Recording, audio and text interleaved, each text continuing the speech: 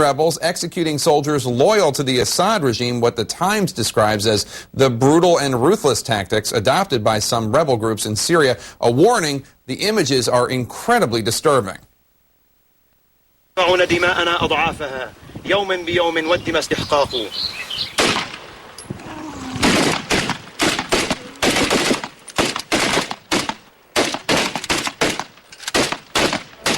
The video obviously got a dramatic response from everyone up to and including Secretary of State John Kerry. It's a video the Times said was filmed in April of this year, but now the Times has issued a correction saying the video was actually made in the spring of 2012.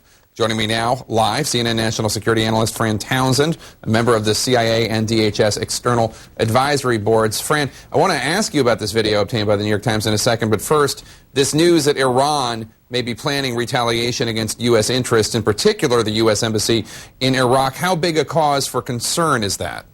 Well, tremendous, Jake, but I think we've got to understand that an Iranian retaliation for any military intervention in Syria would have been expected both by military planners and by policy folks, including at the White House. After all, let's remember, Iran, the Quds Force was part of who planned the attack to assassinate the Saudi ambassador here in Washington. There's a long-established financial and policy relationship between the Quds Force and Iranian authorities and Hezbollah, which has had sanctuary inside Syria for decades. And so that they would retaliate for an attack against the Assad regime that's been their ally is not really a surprise to me. Fran, there are also, of course, other possible targets mentioned for retaliation. We've heard concerns expressed about U.S. interests in Lebanon, in Turkey, in Israel. What does your gut tell you when you hear about these types of potential targets? Well, what the first thing that your enemies look for are vulnerabilities. Where do they have assets and where are your vulnerabilities? And so targets related to the United States around the world are always more vulnerable than something getting an attack launched inside the United States. It doesn't surprise me. Both in Lebanon and in Iraq, they have a very strong presence and a lot of capability. Interesting, the Adana consulate, which was also drawn down to essential personnel. Obviously, this is being driven by, as the Wall Street Journal reported, some specific intelligence that's driven the decision to announce this and draw down. Fran, the video obtained by the New York Times, the one they posted saying it was from 2013, it's actually from 2012. It sparked a whole new round of concern and discussion about who exactly these Syrian rebels are, and would we be arming individuals or helping in any way individuals who are more barbaric even than the Assad regime. Does the fact that this video turns out to be at a year and a half old, does that diminish those concerns? I don't think it will for most Americans. I mean, you think back, Jake, to an analogy. If you look back to Nazis and Hitler, there was a choice that we made in picking sides between good and evil. And, as I talked to people, I did a luncheon speech today to about 75 people, and the resounding feeling when you talk to just, average Americans is we're choosing between bad and worse. None of the Americans that I've spoken to were sort of, siding with the Assad regime. But they do have real questions about what is it we're trying to accomplish. There's a big burden on the president come Tuesday when he talks to the nation. I think most people are convinced chemical weapons were used just by the pictures alone. Many are willing to accept that they were used by the Assad regime. But the outstanding sort of driving question, both in Congress and among the American people, is it in our national interest to act? They're waiting to be convinced, and they want the president to make that case. All right, Fran Townsend, thank you so much. Meanwhile, President Obama is trying to rally support for a military strike on Syria, support from Congress, support from you, the American people, acknowledging it could be a tough sell. The clock, of course, is ticking. Lawmakers return from recess on Monday, and on Tuesday, the president will address the nation. In Russia today for the G20 summit, President Obama said that he was elected to stop wars, not to start them, but the United States has a responsibility, he said, to lead. One of many looming questions, what happens if the president does not get the votes he needs in Congress? Will he go it alone? CNN's Brianna Keeler pressed the president on that today, and here's what he said. Brianna, I think it'd be a mistake for me to jump the gun and speculate, because right now I'm working to get as much support as possible out of Congress. Joining me now live, Chief Congressional Correspondent Dana Bash, CNN Senior Political Analyst David Gergen, and CNN political commentator Ari Fleischer. Dan, I want to start with you. Where do things stand right now on Capitol Hill? Earlier in the week, we got the impression with House Speaker John Boehner and House Majority Leader Eric Cantor, two important Republican officials, coming out in favor of these strikes. There was an idea that maybe momentum was shifting for the president, but I feel like we're ending the week on a different note. Stalled. Very different note. I will just kind of answer that question by telling you what one senior congressional source who has access to their internal whip count, if you will, the count of where the heads are right now. The answer was it's completely up in the air. It could go either way. That's not where the president wants this to be right now, a week after they, in the words of the White House, flooded the zone.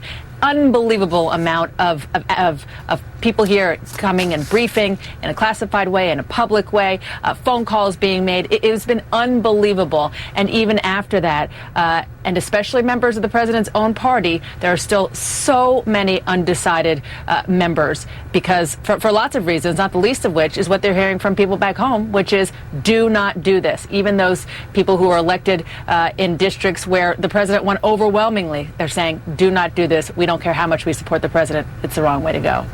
David Gergen, what would you have advised the president to have done to have created a more favorable terrain? Obviously, 1 week ago today, he decided he wanted to bring Congress in. That was a big shock to a lot of people in Congress, a big shock to members of his own national security team. How could he have played this differently? Good question. I think that had he thought ahead, international relations is like playing three-dimensional chess. You really have to think ahead to the moves, not just this move, but 3 or 4 moves down the road. And it's clear, had the president decided early on that he was going to go to Congress, it would have saved him a lot of trouble. They wouldn't have had that negative vote in Parliament, for example, in the British Parliament. But more importantly, the public would have understood this was going to come to a head. The members of Congress would have understood, and they could have made their arguments in a longer-term way. And now I think if you look at it, to go back to Dana's point, members are still undecided because they want to see the president commit the country before they commit the Congress. They want to see the president bring the country around. And right now, the Gallup poll, the most recent poll just came out today, shows that support for intervention is 51 against, 36 for, the lowest support for intervention anything Gallup has polled in over 20 years. Ari Fleischer, former Bush White House press secretary, I want to play for you something President Obama said last year. Let's take a look. For us to take military action unilaterally, as some have suggested, or to think that somehow there is some simple solution, I think is a mistake. The White House obviously will say that the use of chemical weapons changed the equation. What's your view on how the White House has been talking to the public and to the media and to Congress about this red line, the use of chemical weapons? Well, the fatal flaw was I don't know that the president really meant it when he called it a red line in the first place. It was at a news conference. It was an impromptu statement. The New York Times, of course, reported that his staff was surprised that he said it and called it a red line, and that put the White House into a bit of a scramble. I think that was from the beginning the problem. The president put himself out on a limb, and now he's finding he wants to jump off the limb, so he's asking somebody to potentially saw it off so he won't have to jump. That's the problem. I'm supporting him, Jake, because it doesn't matter if he bumbled his way into this.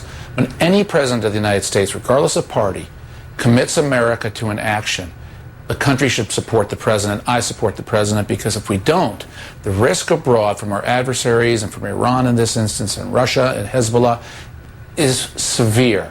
What good is a presidential speech? What good is a presidential statement calling for deterrence or containment, or we won't let Iran get a nuclear weapon if his word has no value? The president's word when it comes to drawing red lines must have explicit value, and I'll support the president in this because of that bigger American point of view. Dana Bash, the president has Speaker Boehner, Democratic leader Pelosi on his side. Clearly that's not enough to make this an easy win. How involved is the president himself going to have to personally be in trying to persuade members of Congress? We hear about Biden being involved, Dennis McDonough, the chief of staff, being involved, others. But how much does President Obama actually have to roll up his sleeves and meet in face-to-face with members of Congress and the Senate?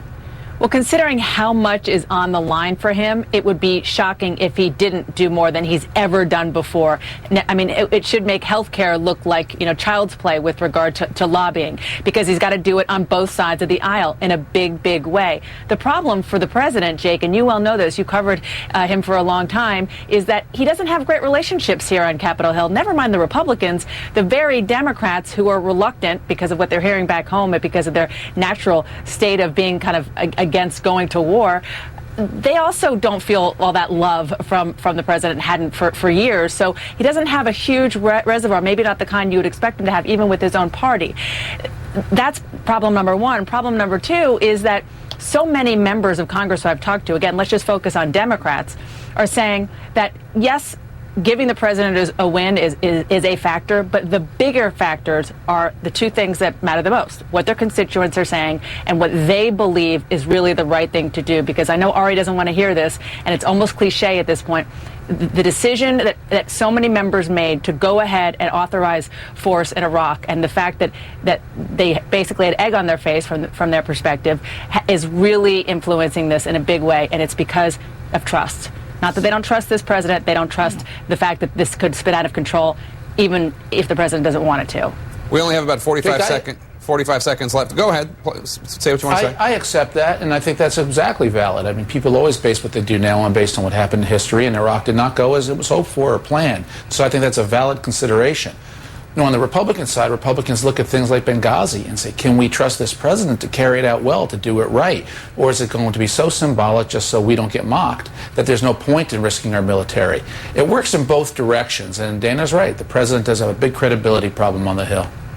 Very quickly, David, go ahead, David. There are a lot of new members who come in. I actually share Ari's point of view that the Congress ought to pass this, but I must tell you, there is not the confidence that the president has a firm grip on getting here and where he's going. And that is also a problem for him he's got to deal with on Tuesday night. All right, Dana Bash, David Gergen, Ari Fleischer, thank you.